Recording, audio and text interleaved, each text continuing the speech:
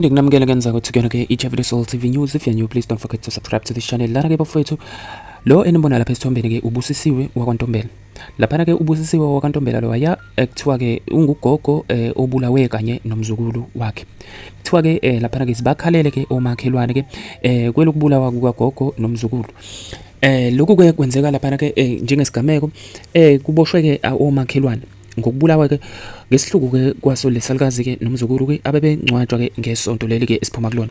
Okuthiwa-ke bebenukwa kahle kahle noma-ke bebesinuka esona lesa salukazi-ke ngokuthakatha emva kokushona-ke kwezihlobo zabo. Laphana-ke kuthiwa-ke uBusisiwe Ntombela laya uneminyaka ewu-65 nomzukulu wakhe-ke uSimangaliswa uneminyaka emibili. Kuthiwa-ke bahlaselwe ngabasolwa-ke bakhona-ke endaweni ebusuku-ke belele ngesonto-ke eledlule.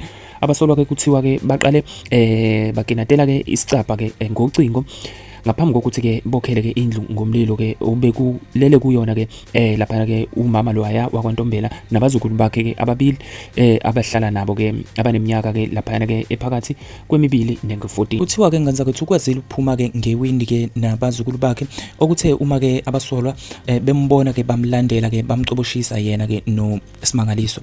Umzukulu-ke lo ona-14 kuthiwa-ke ubalekele-ke komakhelwane-ke abaseduze wafike wababikela ngalo lolu daba. Baboshiwe-ke abasolwa-ke abaneminyaka lapha ephakathi kuka-24 kuya-ke ku-40-ke okuthiwa-ke bawomakhelwane nalo umndeni.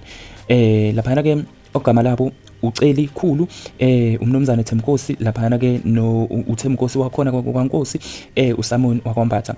Bebevele-ke khona-ke enkantolo yemantshi yaseNquthu-ke ngoLwesihlanu, kanti-ke kulindeleke ukuthi-ke babuyele khona-ke enkantolo efanayo kuleli sonto-ke ukuyofaka-ke isicelo sebhili. Umsolwa wesine kuthiwa udedeliwe emva kokutholakala-ke nokuthi-ke ubufakazi obuyamaniswa naye nalo leli cala abukho. Ilungu lomphakathi-ke laphana-ke elingathandanga-ke ukuthi lidalulwe laphana-ke liye lakhuluma nabesolezwe lithe-ke ngemva kokubika kwengane baye bahlaba-ke inhlali noma-ke bahlaba-ke umkhosi wokuthi-ke kusheshe-ke kuyiwe-ke laphana-ke endaweni yesigameko.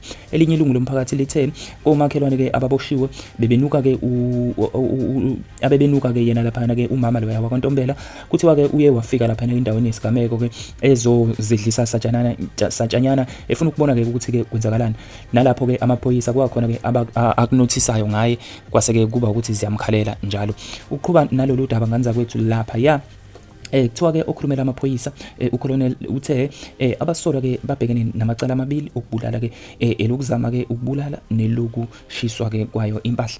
Nganzakwethu igameko njengalezi-ke zivamisile-ke ukwenzeka and futhi-ke asazi ukuthi-ke ikuphi lokhu ngempela abantu abasuke sebekuphruvile ukuze bekwazi ukuthi-ke begcine bethi-ke umuntu othile-ke uyathakatha noma-ke beshaya isiqiviso salokho. Kodwa-ke mina ngiyocela ukuthi-ke engage nami la kwi-comment section ungitshela ukuthi-ke wena ikuphi-ke okucabangayo, kungani abantu begcine befika esinqumeni sokuthi-ke siyoshisa loya muzi bebeke kodwa bengenabo ubufakazi ngempela obugcwele balento abasuke beyicabanga noma beyisho ngomuntu. Anyways guys, don't forget to like this video, don't forget to share the video, don't forget to comment on the section down below. Danko.